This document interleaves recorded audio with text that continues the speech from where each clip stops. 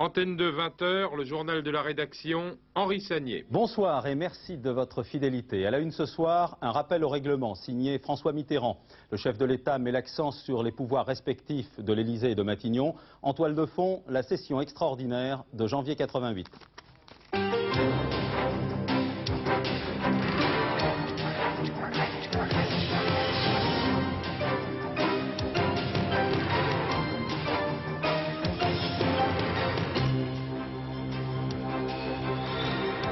Michel Barzac répond aux accusations des socialistes dans l'affaire du comité d'éducation pour la santé. Les comptes seront publiés demain. Nous n'avons pas truqué les défenses, déclare le docteur Serroux. Le procès du siècle à Palerme, les premières condamnations viennent de tomber. Perpétuité pour le pape de la mafia, 12 accusés écopent de la même peine. On attend encore 443 condamnations. Tirage au sort à Zurich des quarts de finale des Coupes d'Europe de football. Un gros client pour Bordeaux qui rencontrera le PSV Eindhoven, leader invaincu du championnat de Hollande. Marseille a tiré la Finlande avec le modeste Rovaniemi. Une journée supplémentaire de détention pour Marcel Fontaine, Jean-Paul Kaufmann, Marcel Carton. Les otages français au Liban n'ont toujours pas été libérés. Vous l'avez vu à l'instant, Marcel Carton et Marcel Fontaine entament aujourd'hui leur 1000e jour de détention. Le comité des journalistes pour la libération des otages au Liban a choisi ce jour tristement symbolique pour lancer un appel aux autorités iraniennes. Le texte de cet après-midi, lu par Bernard Pivot sur le chemin de l'ambassade d'Iran, témoigne d'une volonté unanime, obtenir la libération des otages. Voici donc ce texte. Aux autorités iraniennes, Paris le 16 décembre 1987. Demain, les deux plus anciens otages français au Liban, Marcel Carton et Marcel Fontaine, subiront le 1000e jour d'une séquestration inhumaine. Ce sera pour eux, comme pour notre confrère Jean-Paul Kaufmann, détenu depuis 32 mois, de nouvelles heures de souffrance et de désespoir. Nous, journalistes représentant l'ensemble de la presse française, toutes opinions confondues, estimons que la détention scandaleuse de 3 de nos compatriotes, en violation de tous les principes de la morale et du droit, ne saurait se perpétuer. De récentes libérations ayant montré l'influence déterminante que vous, autorités iraniennes, vous pouvez exercer sur le sort des otages, nous attendons de votre gouvernement qu'il mette tout en œuvre pour favoriser le prompt retour de nos compatriotes à la liberté. Tant que celle-ci n'aura pas été obtenue, nous continuerons d'attirer l'attention de l'opinion publique française et internationale sur le caractère intolérable de cette situation. Cette manifestation symbolique de l'ensemble des journalistes français se passe non pas devant l'ambassade d'Iran, mais dans l'avenue qui y conduit. Dans une lettre adressée à son mari, Joël Kaufmann lance un message d'espoir. « Je reste persuadé, écrit Joël Kaufmann, que la lutte, notre amour et l'immense vague de solidarité qui nous porte paieront très bientôt. » L'Iran, décidément au cœur de toutes les réflexions, aujourd'hui au Palais Bourbon, on a assisté à une nouvelle passe d'armes, majorité-opposition, autour de l'expulsion des réfugiés iraniens. Charles Pasqua persiste et signe. Je suis, a-t-il dit, le seul responsable de l'appréciation des actes qui ont conduit à l'expulsion. Le ministre de l'Intérieur répondait à une question de M. Mermaz. Au même moment, à Genève, le HCR, qui est le Haut Commissariat aux réfugiés aux Nations Unies, lance un appel à la France. Il faut, dit le HCR, débloquer la situation car plusieurs Iraniens expulsés au Gabon sont dans une passe très difficile. Le président Bongo leur a d'ailleurs rendu visite aujourd'hui. Emmanuel Vanier. Accolade entre M. Assadi, porte-parole des expulsés iraniens, et Omar Bongo, président du Gabon, un répit dans le mouvement entamé il y a 9 jours par les Moudjahidines. Je suis celui qui œuvre pour votre cause, a dit le président gabonais. Nous allons tout faire pour que justice soit faite. Omar Bongo prend ainsi ses distances avec le gouvernement français. Les 2 Iraniens hospitalisés ont suspendu leur grève de la soif et ils ont enfin accepté de recevoir des soins. Tous les autres Moudjahidines ont décidé de continuer leur grève de la faim. Leur porte-parole nous a réaffirmé par téléphone leur détermination. De toute façon, nous avons déclaré à plusieurs reprises que nous allons jusqu'au bout. Soit nous rentrons en France, soit nous mourrons au Gabon. Même détermination à Paris où les familles des expulsés en sont à leur 9e jour de grève devant le Haut Commissariat aux réfugiés. Premier jour de grève de la faim pour cette famille turque. Ils ne comprennent pas pourquoi leur père a été expulsé. Ils n'avaient aucune activité politique en France, disent-ils, et personne ne leur a d'ailleurs exposé les motifs de l'expulsion. Les tribulations du Comité français d'éducation pour la santé continuent de s'afficher à la une des journaux. Vous savez que Michel Barzac a transmis le dossier à la justice car il y aurait un trou budgétaire de 7 à 8 millions de francs. Aujourd'hui, l'ancien directeur du CFES se défend et contre-attaque. Le professeur Serroux affirme qu'il n'y a pas eu de malversation et il se réjouit que la justice puisse faire sereinement son travail. Alain Labouze. Le dossier Serroux est désormais entre les mains de la justice.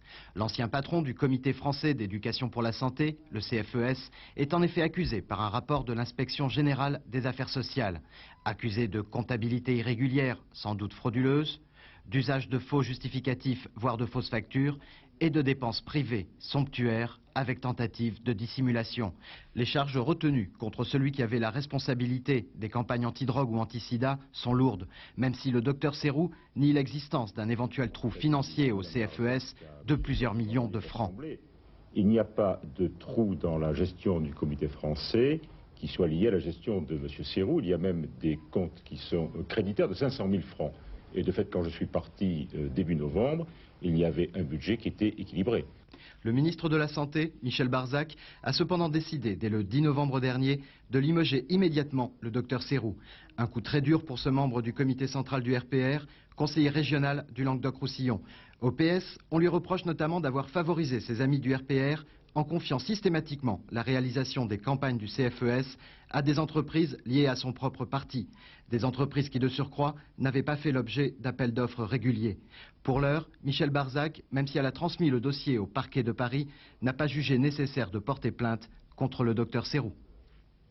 Cet après-midi, vous vous en doutez, l'affaire du CFES a été évoquée au Palais Bourbon. Michel Barzac, le ministre de la Santé, s'est expliqué au nom du gouvernement. Sa réponse fait suite à une interpellation de Pierre Jox au nom du Parti socialiste. Écoutez. Où sont passés ces 700 millions qui devaient servir de grande cause nationale et qui, paraît-il, sur votre ordre express, sont systématiquement allés à des agences de publicité qui, à défaut d'être les moins chères, étaient liées à vous et à votre parti? Pour moi, Monsieur Jox, la dignité en politique, c'est d'abord de balayer devant ma porte. De prendre, je l'ai fait. L'avez-vous toujours fait? J'attends que vous le fassiez.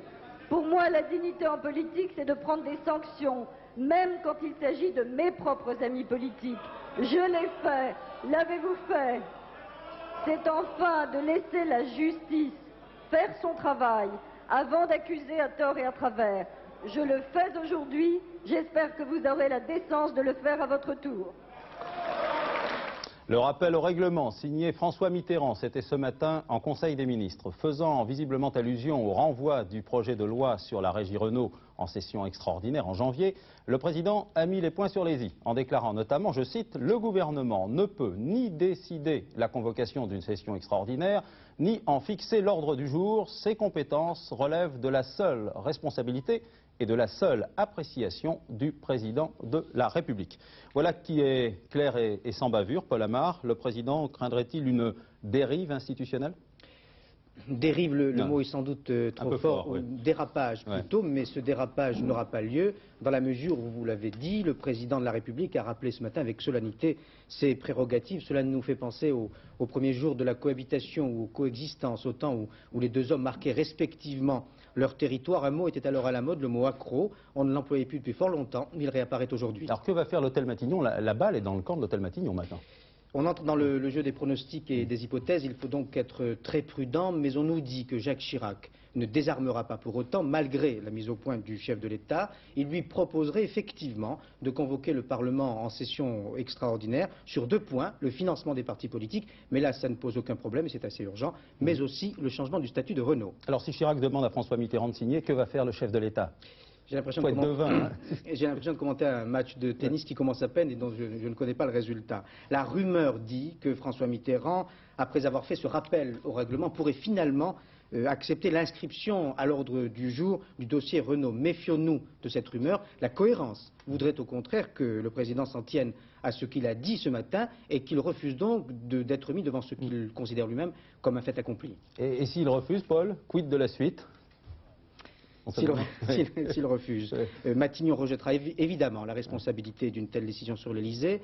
l'Élysée répondra, comme il l'a fait ce matin, que la réforme du statut de Renault pouvait être et peut être adoptée par d'autres moyens, et le projet sera sans doute reporté. Et sans doute après l'élection présidentielle, les partisans de la réforme, comme Alain Madelin, le ministre de l'Industrie, regretteront que l'on ait ainsi, je le cite, joué au ballon avec Renault, mais c'est un ballon très explosif en ce moment. L'hostilité des communistes est telle que cette réforme aurait provoqué ou provoquerait des remous sociaux, d'importants remous sociaux.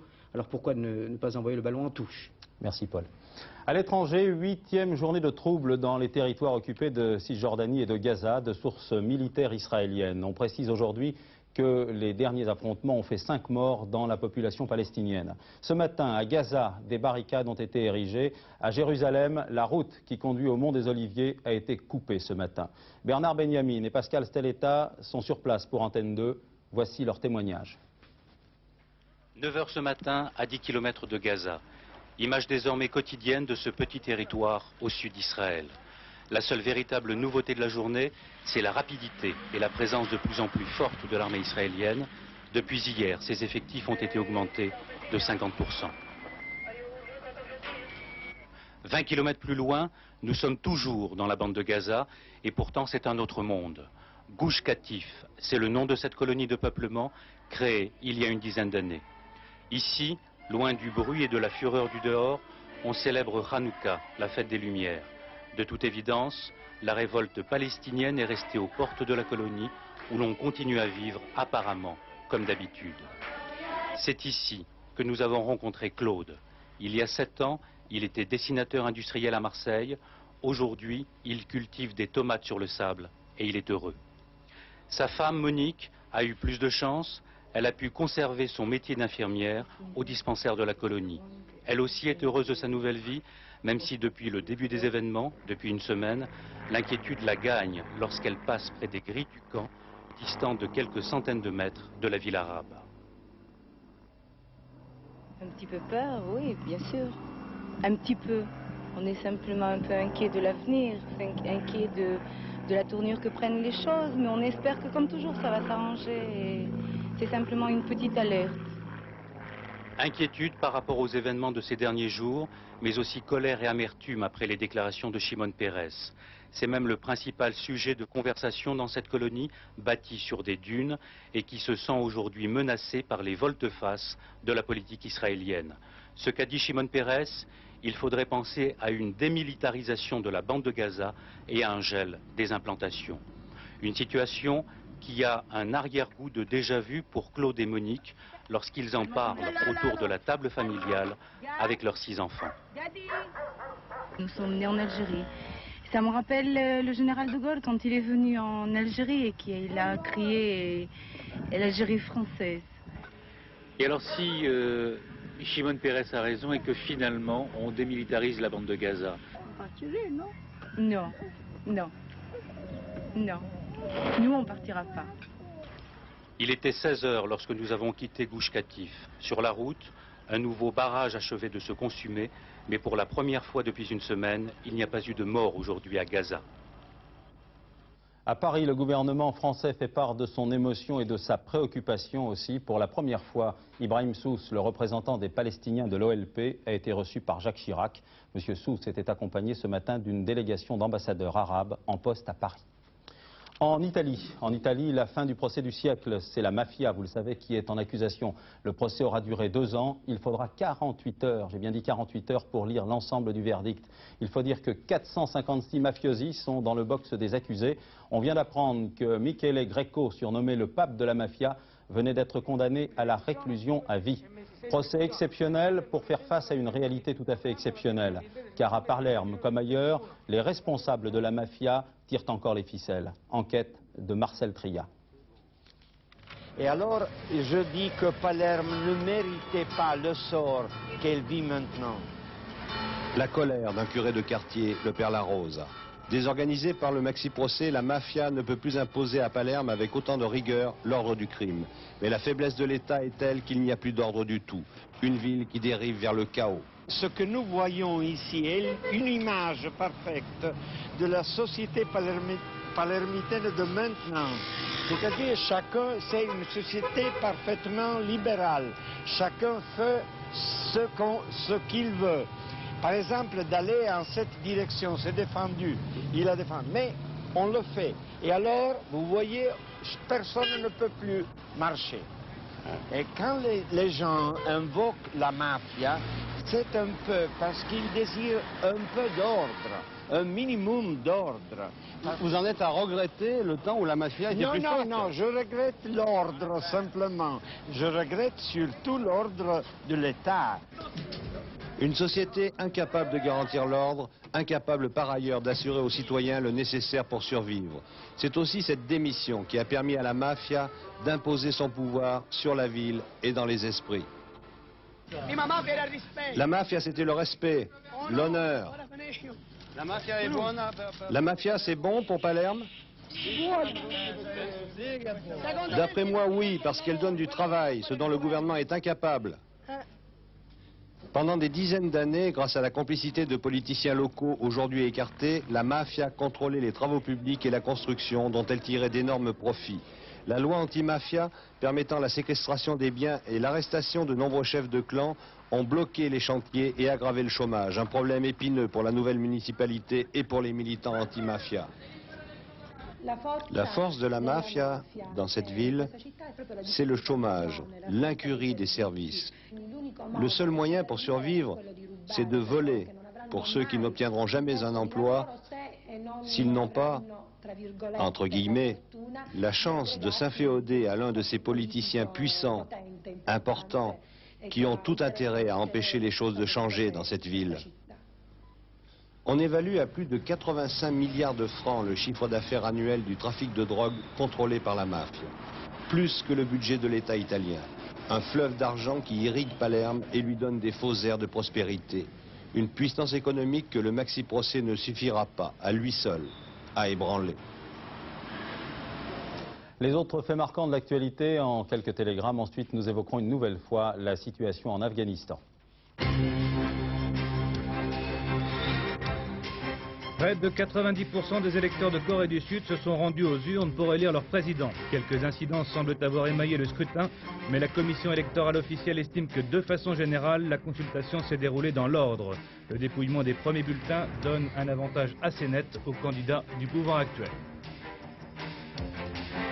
La guerre des pétroliers fait rage dans le Golfe. En tout, 5 navires ont été attaqués en 24 heures. Ce pétrolier grec notamment a été pris pour cible par la marine iranienne.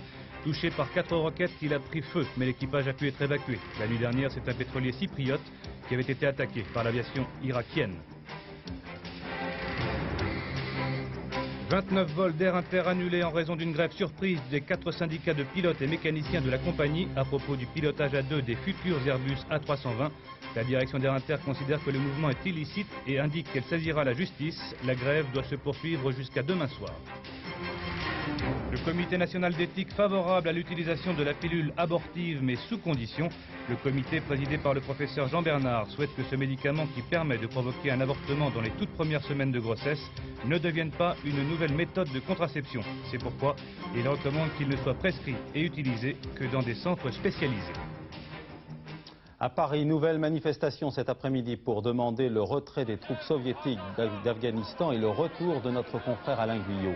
Cet après-midi, on a beaucoup médité sur un chiffre.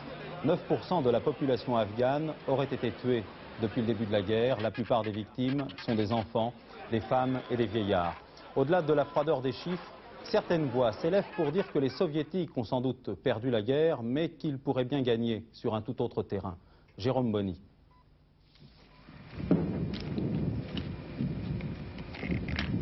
Un médecin français en Afghanistan sous les bombes soviétiques. Bernard Kouchner a partagé pendant 1 mois et demi la vie d'une population en état d'extrême urgence. Son hôpital a déjà été bombardé 3 fois, mais pour les médecins étrangers, le danger vient aussi d'un certain pourrissement de la situation sur le terrain. Les moudjahidines les plus islamistes sont parfois hostiles aux infidèles étrangers, fanatisme qui fait le jeu de Kaboul et Moscou dans un conflit tournant à leur désavantage. Ils ont perdu la guerre. Ils ont militairement et stratégiquement perdu la guerre, grâce au courage fantastique d'imprévisibles guerriers barbus, et malgré des tortures, le record du monde des réfugiés, 1/3 de la population à l'extérieur, et, dit-on, entre 1 million et 1 500 000 morts dans cette guerre de 8 ans. Ils ont perdu la guerre et c'est la première défaite de la première armée du monde. Mais je crains que si on ne fasse pas pression sur eux, ils ne gagnent la seconde guerre, celle qui est en train de se dessiner entre les groupes extrémistes et le reste de la population, à mon avis, l'immense majorité de la population, les groupes libéraux en tout cas. Car les Russes ont intérêt à dire, en préparant leur retrait dans un petit endroit, regardez, je me retire et regardez la pagaille, on va nous refaire le coup de Khomeini et de l'Iran. Ça, c'est la deuxième guerre que politiquement ils sont peut-être capables de gagner si nous n'y prenons pas garde. Une guerre psychologique moins visible que l'autre, mais tout aussi dévastatrice. L'objectif du KGB et des services secrets afghans, infiltrés parmi les Moudjahidines, est vraisemblablement d'exacerber conflits entre groupes et hostilités envers les étrangers. Les manipulations génétiques, il en sera longuement question ce soir dans la marche du siècle à 20h30 sur Antenne 2. Avant d'appeler Jean-Marie Cavada en direct, voici l'exemple d'une manipulation génétique qui risque de bouleverser les années à venir. Des chercheurs français sont en passe de rendre les moustiques inoffensifs. C'est sérieux. Bilan de l'opération, la malaria pourrait être vaincue dans les années qui viennent. L'exemple des moustiques n'est d'ailleurs pas le seul. Philippe Dumez. Dans la nature comme ailleurs, il y a les bons et les méchants. Les abeilles, par exemple, font partie des insectes utiles. Jusqu'à maintenant, rien ne les protégeait des traitements utilisés pour combattre les insectes nuisibles. Grâce à des manipulations génétiques, on peut rendre les abeilles résistantes aux insecticides. Sous l'œil d'un microscope très puissant, on injecte dans un œuf d'insecte des gènes portant certains caractères héréditaires comme la résistance à une maladie ou à un insecticide. Ça, c'est pour le principe. Un principe très simple de lutte biologique, mais dont les conséquences à plus ou moins long terme peuvent être très importantes. Les études menées par les chercheurs de l'INRA permettront peut-être un jour de ne plus jamais trouver de pommes véreuses. Par manipulation génétique, on aura rendu stérile le mâle du Carpocaps, un papillon dont la larve ou le ver n'est pas très agréable à trouver sous la dent. Si par le même procédé, on arrive à rendre stériles les moustiques qui transmettent le paludisme, ce sont alors des dizaines de millions de personnes dans le monde qui seront protégées d'une maladie redoutable. Favoriser les insectes utiles en manipulant génétiquement les œufs des insectes nuisibles, cela permettra aussi de diminuer les traitements chimiques dans les champs. On abaissera donc les coûts de production. On limitera enfin et surtout la prolifération de certaines maladies et les animaux qui se nourrissent d'insectes ne seront pas pour autant affamés. Oui, une belle image. Pas de moustiques dans la marche du siècle. Votre thème, vous, c'est le singe, l'homme et le mutant, Jean-Marie Cavada. Oui, les fly talk, c'est passé d'abord. Ouais. Alors, il faut bien comprendre ce problème très rapidement, Henri. C'est que dans les années à venir et jusqu'à l'an 2000, probablement ce qu'on appelle d'un côté les manipulations et de l'autre le génie génétique, probablement cette spécialité scientifique sera-t-elle une des plus importantes et une des plus prometteuses pour plusieurs types de choses. D'abord, pourquoi ? Eh bien, sur les animaux, pour améliorer en gros la productivité, lait ou viande. Ensuite, pour la recherche de la lutte contre un certain nombre de maladies réputées jusqu'à présent absolument impitoyables. Mais voilà, c'est une spécialité où nous ne sommes qu'au début. C'est-à-dire qu'à partir d'un certain moment, un grand débat va s'élever probablement dans notre pays, probablement en Europe, comme il s'élève déjà aux États-Unis depuis maintenant plus d'une dizaine d'années, c'est-à-dire jusqu'où peut aller la manipulation des gènes. N'y a-t-il pas risque de modifier, en somme, la race humaine? C'est un débat qui concerne au premier chef la communauté scientifique. C'est pourquoi ce soir, plusieurs des très grands noms de cette spécialité seront sur ce plateau. Mais je vous préviens, ce n'est pas un débat scientifique de spécialistes, c'est d'abord un débat de citoyens, de conscience et de morale. Il concerne donc au deuxième chef le législateur et le pouvoir politique. C'est pourquoi Mme Barzac est sur ce plateau pour répondre, vu d'aujourd'hui, aux interrogations qui se posent. Et c'est un débat, je dirais, de morale universelle. C'est pourquoi M. Elie Wiesel, prix Nobel de la paix 86, et dans toute la vie a été un témoignage, je dirais, d'une conduite exemplaire et de souffrances qui, elles aussi, malheureusement, le sont, sera avec nous pour débattre de cette affaire. À tout à l'heure après le journal, Henri. Merci, à tout à l'heure, 20h30. Rendez-vous est pris. Football, Marseille qui rit et Bordeaux qui pleure. N'exagérons rien, mais disons que le tirage au sort des quarts de finale de la Coupe d'Europe a été plus favorable à l'OM qu'aux Girondins. Explication de Francis Maroteau. Bordelais, cet homme est dangereux. Soren Lerby, le Danois du PSV Eindhoven, ancien monégasque et nouveau batave, le mercenaire danois vise juste. C'est même l'une des pièces maîtresses des champions de Hollande, adversaire de Bordeaux en quart de finale. PSV invaincu après 16 matchs de championnat, un championnat il est vrai réduit à 3 avec l'Ajax d'Amsterdam et Feyenoord de Rotterdam. Alors, réaction bordelaise. Je dirais qu'on est tombé sur une des grosses cylindrées de la Coupe d'Europe. Ouais, c'est bien, comme ça on n'aura pas de je dirais, d'état d'âme à avoir. Il faudra aborder cette rencontre confiant et déterminé chez nous le 2 mars parce que le retour, à mon avis, sera des plus difficiles et des plus délicats à négocier. Autre tirage en Coupe des Coupes, Marseille face aux Finlandais de Rovaniemi. Un tirage facile en apparence seulement, les Finlandais n'ont pas perdu une rencontre en Coupe d'Europe cette année. Notre problème à Marseille, c'est quelquefois les problèmes de concentration sur certains matchs. Alors ne tombons pas dans le panneau de dire que c'est un tirage facile pour que justement éviter ce problème de concentration. Alors entre un match difficile pour Bordeaux et un match piège pour Marseille, une vérité commune, ne pas rater le match aller à domicile le 2 mars prochain. Ski, nouvelle épreuve de la Coupe du Monde à Madonna di Campiglio. C'est évidemment en Italie. Nouveau succès italien avec Alberto Tomba. Tomba domine haut la main le slalom devant l'Autrichien Nierlich. La première manche a été fatale à de nombreux skieurs, parmi eux Stenmark, Girardelli et le Français Didier Bouvet. Apparemment, ils ont été trahis par la glace. De l'autre côté de l'Atlantique, c'est le mauvais temps qui trahit les Américains. Témoin ces images que nous venons de recevoir. José Blanc-Lapierre. Tout de suite les images. Voyons toutes ces images. Une centaine d'immeubles ont été détruits mardi par le passage d'une tornade sur la ville de West Memphis dans l'Arkansas, faisant 5 morts et des dizaines de blessés. 4500 personnes ont été relogées et sous les décombres, les sauveteurs cherchent encore. Cette tornade est la résultante d'une tempête qui s'est abattue sur le sud-ouest des États-Unis ce week-end, provoquant 80 cm de neige au Texas, puis la fermeture de l'aéroport de Chicago. Enfin, cette tempête, maintenant, fait route vers le Canada. Revenons à l'Europe tout de suite avec notre animation satellite sur laquelle nous allons voir un anticyclone qui maintient donc le calme sur l'est, sur le nord, le sud décidément. Voici ces images. Anticyclone sur le sud, nuages, perturbations sur le nord. Résultat demain en France. Du beau temps, un ciel dégagé sur toute la moitié sud. Sur la moitié nord, eh bien, une espèce de douche écossaise où alterneront donc des pluies, mais aussi des passages avec des éclaircies et un vent de sud-ouest relativement fort. Les températures sont exceptionnelles. Il fera probablement 23 degrés demain à Biarritz. C'est un record. Il fait habituellement 11 degrés en décembre au Pays Basque.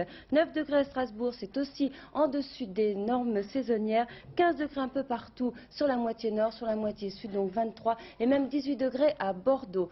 Demain, eh bien, jeudi 17 décembre, ce sera la Saint-Judicaël. Judicaël. Oui. Kézako. Voilà, amis turfistes, bonsoir. Sortez tout de suite vos crayons et vos papiers. Voici les pronostics du quartet et du tiercé que vient de me faire parvenir Pierrette Bresse. Il y a quartet demain sur l'hippodrome de Vincennes dans le prix Narquois. 19 partants. Il faut jouer le 17.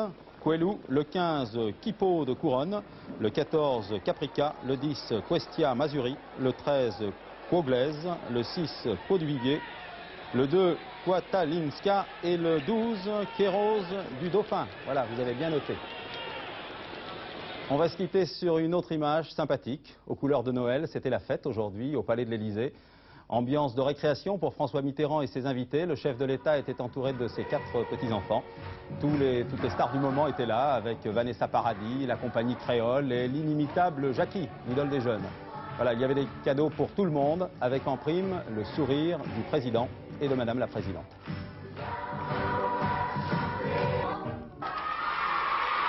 Voilà, prochain rendez-vous d'information, la marche du siècle, 20h30, 23h30, dernier journal avec Philippe Gassot. Demain, à partir de 6h45, ouvrez l'œil avec Télématin, c'est Jacques Toubon qui sera l'invité des 4 vérités. Merci de votre fidélité et à demain 20h, bonsoir.